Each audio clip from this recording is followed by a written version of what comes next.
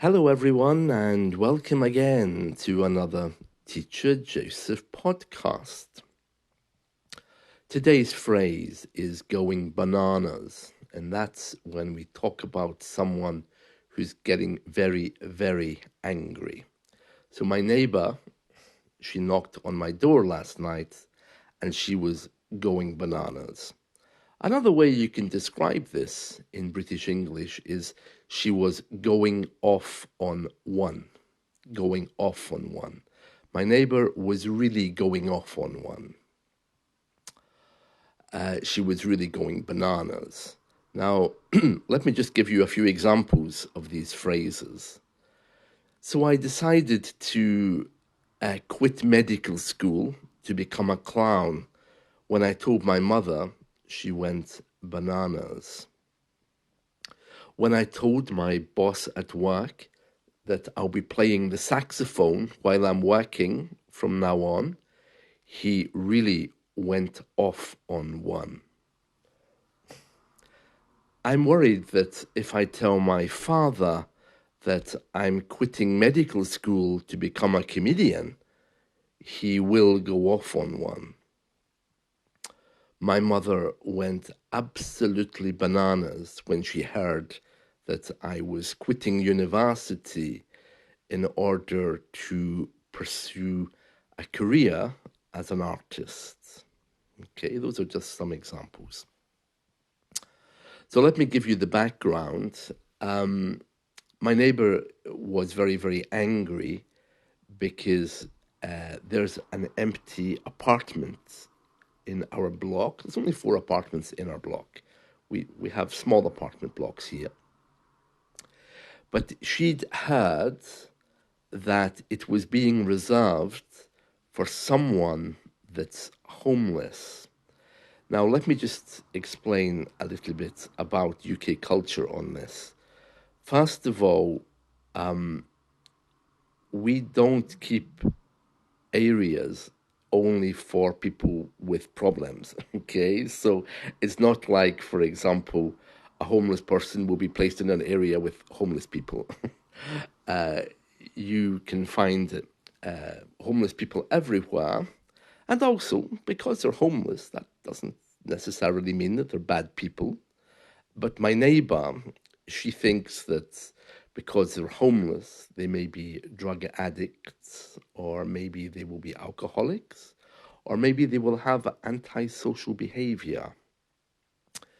Now, I have to say that in the northern part of the UK, that is completely possible. We do have a lot of people who live around us with those kinds of problems, okay? The northern part of the UK is the most impoverished.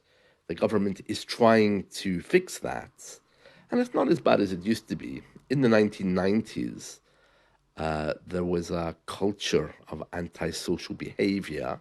There still is in different areas and parts of my town, but there's a possibility when a new neighbor moves in, they might have problems or they might not.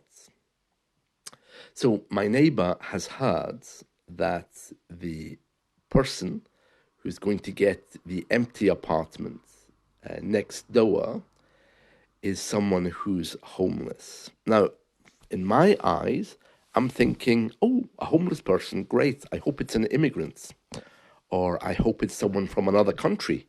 And then I can learn all about their delicious food, and they'll be friendly because British people aren't. And I can talk to them and help them with their English.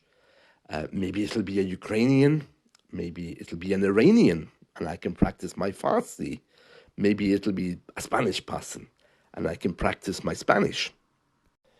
But my neighbor, on the other hand, sees it in a negative way. She's thinking, oh, a homeless person, so that means antisocial behavior, drugs, and alcohol. And I'm thinking, no, homeless could mean a wonderful chance to help somebody with English, to learn more about their culture, to open my mind. So you can see my neighbor and I are looking at the same thing from 2 completely different angles. So my neighbor was on my doorstep going absolutely bananas about the possibility that this house or apartment is going to be allocated to someone homeless. But I was trying to make the point that not all homeless people are bad people, you know, that there's a very strong possibility that the person might be fine, you know. But sadly, my neighbor wasn't able to catch that. And when I mentioned the word immigrant, she looked at me, and I'm thinking, what's she going to say here? Because she knows that I'm living with a Venezuelan. So is she really going to say that she doesn't want immigrants living here? And so she kind of like looked over my shoulder and she saw my family members staring at her. And she said, "Oh, of course, if it's an immigrant, I don't mind, you know. But I'm just worried that it's going to be some kind of junkie or drug addict." And I said to her, "Well, you know, it might not be that bad. There's a really good chance here that it's going to be someone from a culture that you don't know. And even if it is someone who's homeless, you know, it could be a woman who's perhaps been abused by her husband, someone who maybe needs some support and love." But she had it in her mind that the word homeless meant drugs, alcohol, and antisocial behavior. So she rang her landlord and she told the landlord, "If you put someone homeless in here, you'll have to give me a new apartment. I've been here 16 years. I don't want to live next to someone who's homeless." So she obviously was not really understanding the process or what the word homeless means, you know. But next time I'm talking to her, I'll just have to again mention a few definitions of what a homeless person could be: an immigrant, a battered woman, someone from a marriage that didn't work out. But I think she's just worried that it's going to be some of the local crazy people that maybe she's seen growing up, because I think she's grown up around here. And that's the story of my neighbor going bananas. Let me just give you some background to that story. You might be interested. In the UK, as you know, we used to be a very industrial country. Up until the time of Margaret Thatcher, we had factories everywhere. And some of our villages and towns were created because of factories which existed since the 19th century. For example, the steelworks, the car factories. These industries employed many, many people. And so in response to that, the government built a lot of houses. And so in these areas, the government tends to be our landlord. It's something of our history. For example, where I'm living, they used to build the Talbot cars. So the government built loads of houses for those employees to live in. Now, that factory has long gone, okay? But the government still own the houses. So it's quite easy for us to access government housing. And we like it because it's cheap. Nobody else wants it, because in the private sector, to buy a house is an investment. But also, if you're a first-time buyer, you can buy a house from the government, and it tends to be cheaper because the government is trying to get rid of its stock. It keeps reducing it. But they do keep some houses instead of selling them. And where I'm living right now, on a busy main road, half of it is owned by the government and half of it is private. So people who've rented from the government said, "Okay, you've rented this for a while, do you want to buy it?" So people have bought it.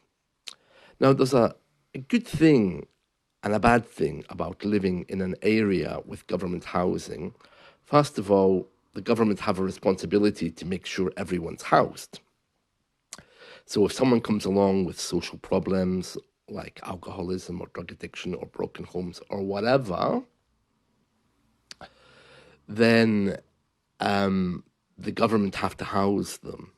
So that means that it could be your new neighbor, all right? Because I don't think the government particularly cares who else is in an apartment block. They'll just put somebody in it who needs a home, which is okay. That's not a bad thing. So it's a bit of a risk if you live in a council area, because depending on who the neighbors are, you might find that you have some problems. Now, just to elaborate on that, I live in a very diverse street. Okay, so I can see if I look out my window, there's black people walking up and down, there's Arabs, there's clearly refugees, there's immigrants, and they're all living in government housing. Okay, for me, that's a wonderful opportunity to get to know different cultures.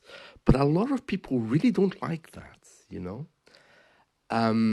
So when my neighbor was telling me, oh, I don't want a homeless person, she was meaning, I think, that she hopes that the government isn't going to put into that apartment someone with antisocial behavior.